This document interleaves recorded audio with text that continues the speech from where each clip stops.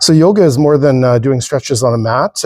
We can focus on changing our lives for the better with a few daily yoga practices to reduce stress, increase peace of mind, and develop compassion. So Banaji, how can a yoga practice help us to forgive someone who has hurt us? Thank you, Ken. Yoga says that all of us are part of one whole. There is Paramatma and individual Atmas. We are all part of that big ocean. Therefore, you can always understand that everyone is a part of you. Therefore, everyone is evolving in their own way and their own stage of evolution, and they might not all be matured, so they might make mistakes. Therefore, as a matured person, treating them all like your own family members or kids, you forgive them and forget about the things they have done to you. That is like a logical way of understanding, spiritual way of understanding according to Hinduism. But also, when you practice yoga sincerely, like with deep breathing and focus on different postures, you are fully involved in that yoga practice. When you're fully involved mindfully in yoga practice, with breathing and focusing on different chakras in your spinal center, what happens is your mind is completely taken away from the day-to-day problems, and your mind gets a chance to think clearly and differently. So what happens is, mostly what happens is we have the same old tapes running on and on and on forever, like a fan. They'll never stop running. And so as they run continuously, what happens is you will be thinking the same rotten thoughts of anger and grudge and revenge. But as soon as your mind changes, your thought patterns are broken by mindful practice of yoga.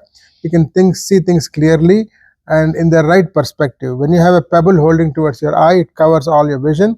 Really, pebble is a small thing. Then you will understand the relative perspectiveness of the real thing that happened to you, and then you can see things more clearly and more compassionately. Also, when you do yoga, your heart chakra will also start activated and gets activated, and it opens up, increasing your compassion to forgive and forget people. So in this way, yoga can definitely help you to be more forgiving and more compassionate towards other people, because everyone is a part of you and you are part of everyone. The whole is a part of God. God is a part of the entire universe. Therefore, everybody is connected. When your right hand is hurt, you also go and attend your right hand so that your right hand is hurt. In left hand, don't say, no, it's not my part, I don't care about it. The right hand, when it's hurt, left hand will go and attend it and help it. So in this way, we have to help each other because we're all part of one whole. When we understand this, we automatically develop compassion and we'll forgive other people. And how can yoga help us to release negative emotions, stress, and find peace of mind? Thank you, Ken. Again, this is Pandit Venkat. I'm priest for last 30 years in Canada, and I teach Hinduism to small kids, to all adults and university students, in many clubs, many colleges and universities. I teach Hinduism. So if anybody want to learn about Hinduism, please call me to anywhere in the country or in the world. I'll come and teach our kids in a more simple, logical, scientific way, so that you understand Hinduism, feel proud of your culture, and have increased your faith. And faith is everything in life. When you have faith, your life is automatically changed to a positive life, and you will have a happy, successful life. Therefore, understanding your culture in Hinduism is very important. Therefore, I request you to please call me at my phone number is 204-229-6222. I'm Pandit Venkat. With me, I have Ken, who is my student, disciple, and friend for last 21 years, who is learning Hinduism.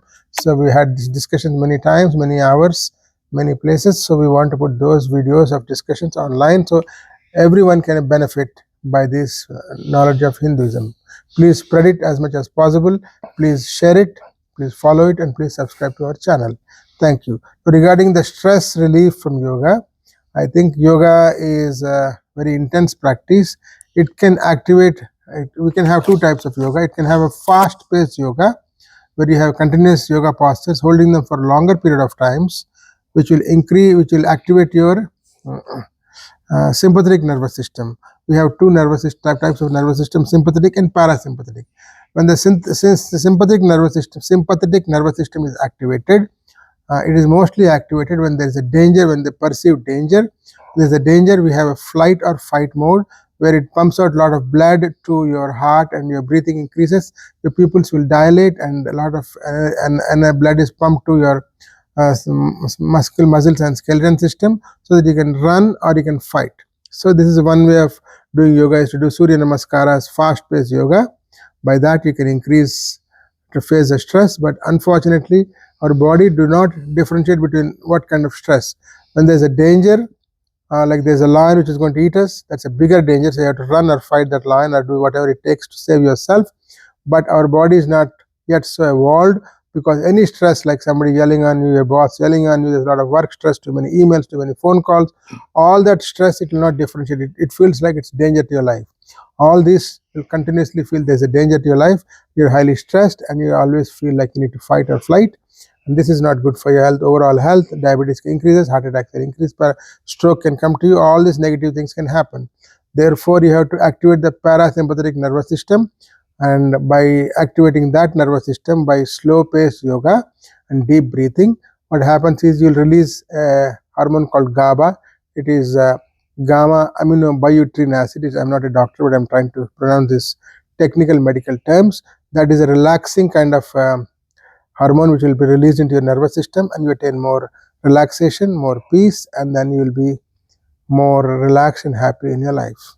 So yoga can be done in a more aggressive way, in a fast-paced way, or in a slow way, but doing many breathing exercises mindfully will automatically calm you down, and relaxation will come into your life.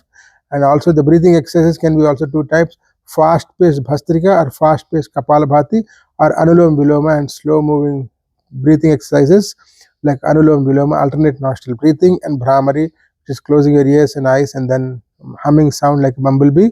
That kind of breathing can be done. Omkara can be chanted by deep breathing. Om. The Om can be chanted in 3 layers: A, U, M.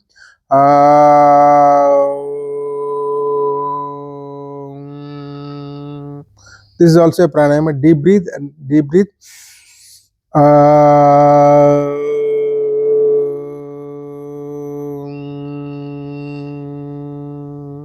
Of course, you have to learn these practices with a teacher, but I'm just approximately showing you alternate nostril breathing. Inhale from one side, exhale from other side, again inhale from left side, exhale from right side. You can do Shitali pranayamas, cooling pranayamas, like breathing through the mouth and exhaling through the nose.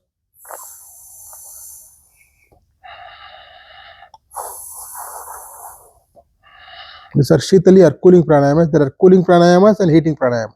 You can choose which one is affecting your what time.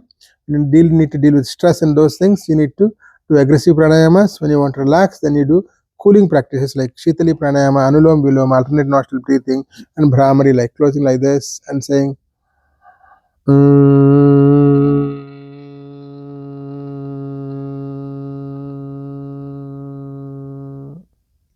In this way, you can choose different types of yogas and breathing exercises to choose a way of life you want to, or the way you want to yoga to react on you, by cooling yourself, calming yourself, or activating it to be more aggressive or assertive to deal with a particular kind of a problem.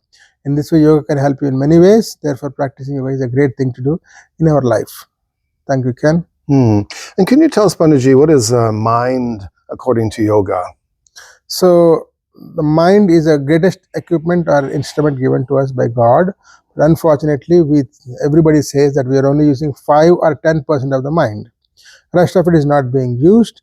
But the problem is not even that. The problem is that mind is actually not even used 5 or 10% at all. It is actually not used at all. But even worse thing, actually mind is, we don't use the mind, but the problem is the mind uses us. So we are actually in the reverse direction. So we are actually a problem that mind is a devil, like a ghost which caught us, will enslave us and drag us into all funny things in life. Therefore, mind is, we are not using the mind, mind is using us. We are the slaves of the mind. Therefore, the mind need to be controlled. It need to be understood and controlled. So there was this story. There was this man who found a bottle on the seashore. He opened it, and then a genie came out of it and said, "What do you want?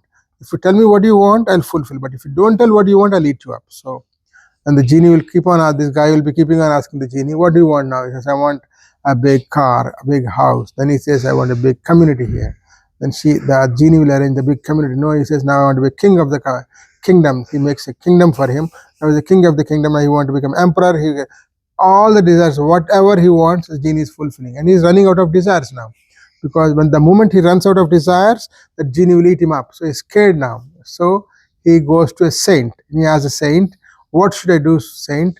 This Guruji, this genie is now behind me to keep on asking desires fulfilled. So what should I do? The saint says, now build a huge tall pole of 108 feet tall, and then ask the genie to go up and down that pole until you call the genie back. So whenever you want something, until then the genie will go up and down the pole. And when you have something to do, then call the genie out and it will fulfill your desire. In the meanwhile, you assign the desire of genie going up and down this tall pole of 108 feet. So now he told the genie, now you go up and down those pole and I'll call you whenever I need something. So in this way, this is a very simple example story. The pole itself is our beads, Japamala. We have this beads, like 108 beads. The pole represents 108 beads. And then the mind is the genie. It will fulfill anything you want, but it will also eat you up anytime if you're idle. So idle man's brain is devil's workshop. Therefore, the brain can eat you up. Therefore, you have to chant continuously with the Japamala by rolling the beads. The mind will be under control because the mind is dangerous. A genie or a ghost or a devil. So you need to control the mind. So what this mind is nothing but thousands of thoughts flowing through them.